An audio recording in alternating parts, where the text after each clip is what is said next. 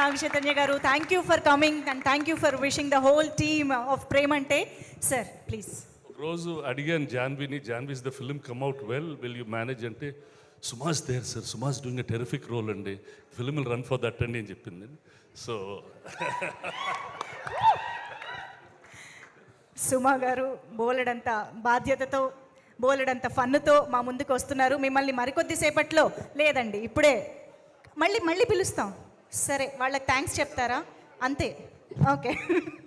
Question ఏం అడగకూడదా?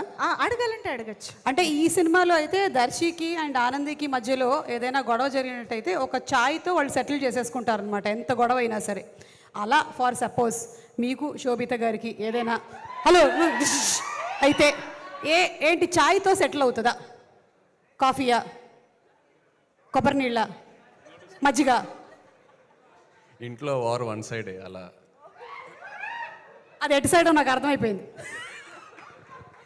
ఇంకో question Shekhar గారు మీకు బిర్యానీ వండడం వచ్చా?